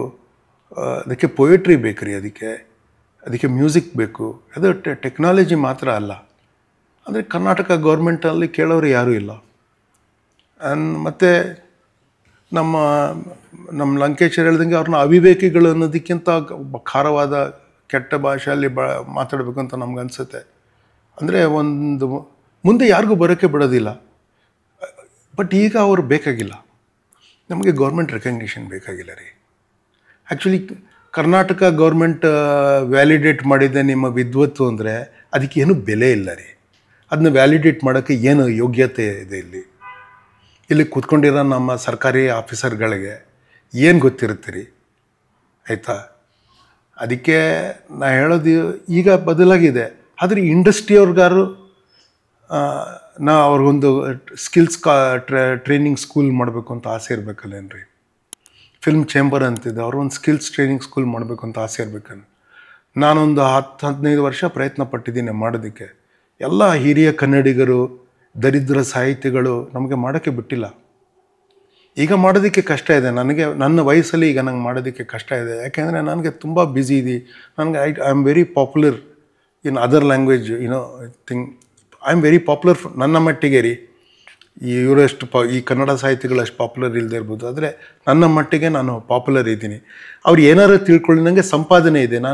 ನನ್ನ ಕಳೆದ ವಾರ ಒಂದು ಮನೆ ರಿಜಿಸ್ಟರ್ ಮಾಡಿಸ್ಕೊಂಡೆ, ಇನ್ನೊಂದು ಫ್ಲ್ಯಾಟ್ ಮಾಡಿಸ್ಕೊಂಡೆ. ಅಷ್ಟರ ಮಟ್ಟಿಗೆ ನನಗೆ ಸಾಧ್ಯ ಇದೆ. ಓಕೆ, ಸೊ ನಾನು ಅದನ್ನ ಮಾಡಬೇಕು. ಮತ್ತು ನನಗೆ ಈಗ ಬರೀಬೇಕು ಅಂತ ಆಸೆ ಇದೆ.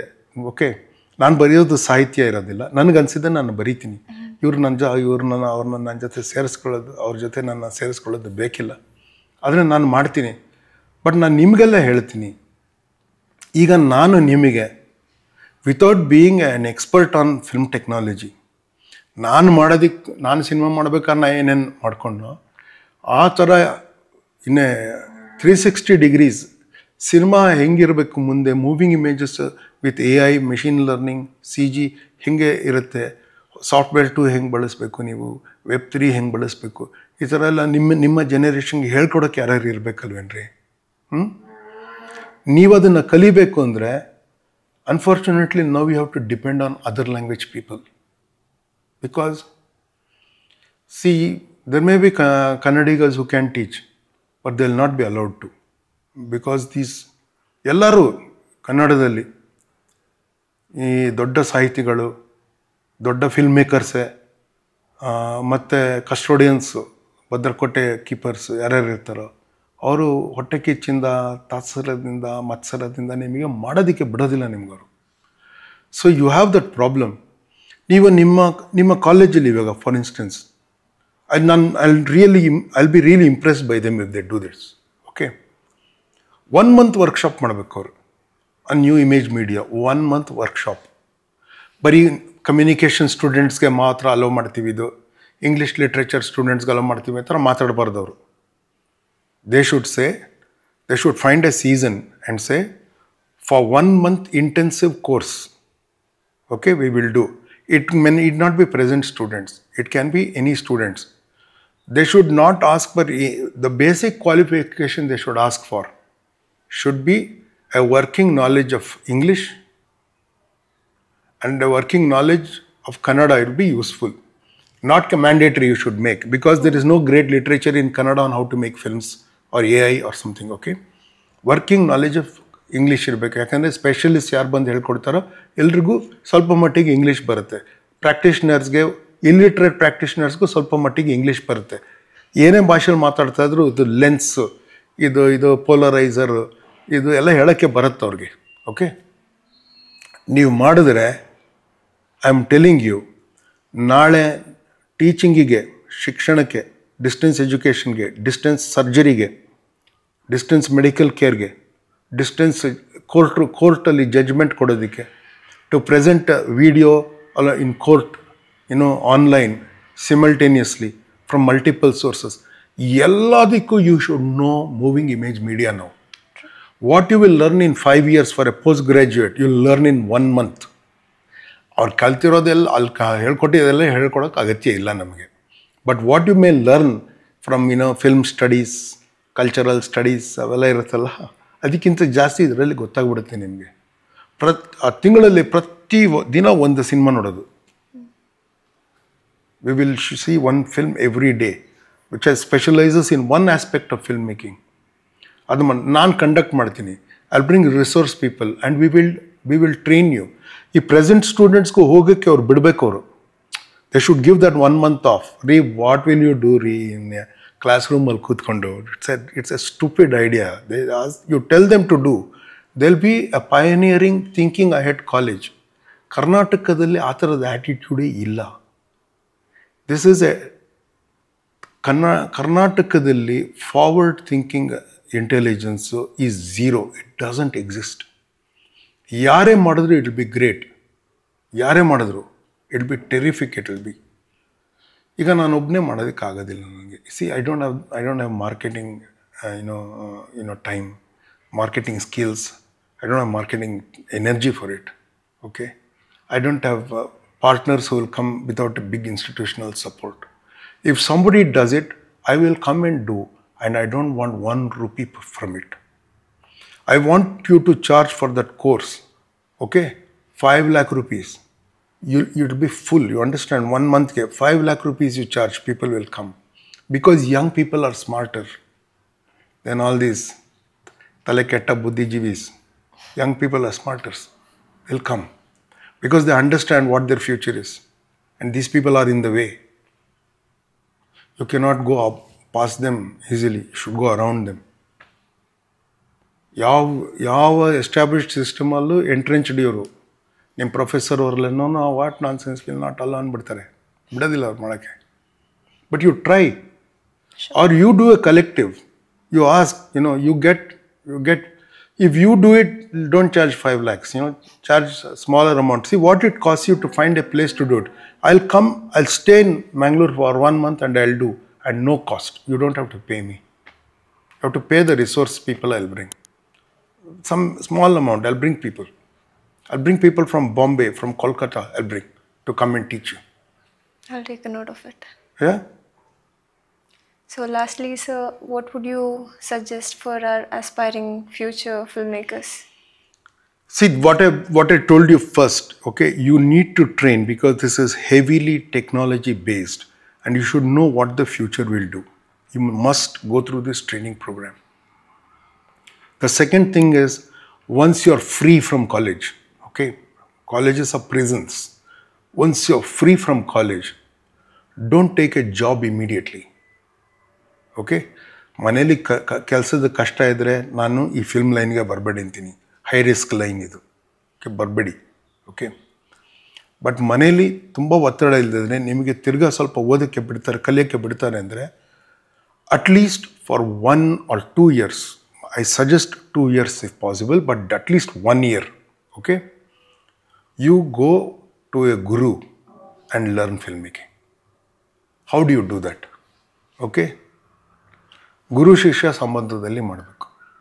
ಓಕೆ, ನಾನೇನು ಹೇಳಿದೆ ನಮ್ಮ ಅರ್ಜುನ್ ಚಕ್ರಧರ್ಗೆ, ಹೋಗು, ನಿನಗೆ ಅವರು ಶುಜಿತ್ ಸರ್ಗಾರ್ ಅಂದರೆ ಅವರು ನಿನ್ನ ಗುರು ಥರ, ಅವ್ರ ಜೊತೆ ಇರು, 2 ವರ್ಷ ಇರು, ಏನು ಕೆಲಸ ಹೇಳಿದ್ರು ಮಾಡು. ರೂಲರ್ ತಗೊಂಡು ಬಾ, ಅಂಗಡೀಲಿ ಹೋಗಿ ಬಟರ್ ಪೇಪರ್ ತೊಗೊಂಡು ಬಾ ಅಂತ ಹೇಳ್ತಾರೆ ಅಂತ ಇಟ್ಕೊಳ್ಳಿ. Go and buy, will know what butter paper is, what it be use for. ಅವ್ರು ಹಿಂದೆ ಬಿದ್ದಿರಬೇಕು. ಗುರುಶಿ, you go and work under a good cinematographer, good editor, good director, somebody who is in the line working hands-on. You go and work with them for at least 1 year. Active ಆಗಿರೋರು, ನಂತರ lecture ಹೊಡಿಯೋರಲ್ಲ, active ಆಗಿರೋರು. You go and work with them for 1 year. Okay? For minimal stipend. Okay? Okay. Whatever they give you, take. You don't need money. Don't pay money and do it. Okay, don't go and join a film course. Okay? Because they are very good, but good ones are really expensive. Okay? You go and do for 1 year. The amount you learn on how to make a film, okay, is as good as something you learn from any institute, I'll tell you. But it depends on the quality of the guru. The one quality is ಅವರ ಪ್ರತಿಭೆ, ವಿದ್ವತ್ತು, ಅವರ capacity. The second thing is their generosity, ಹೇಳ್ಕೊಡೋದಕ್ಕೆ. You have to go and pick such a person. Okay, you may not get them in Karnataka.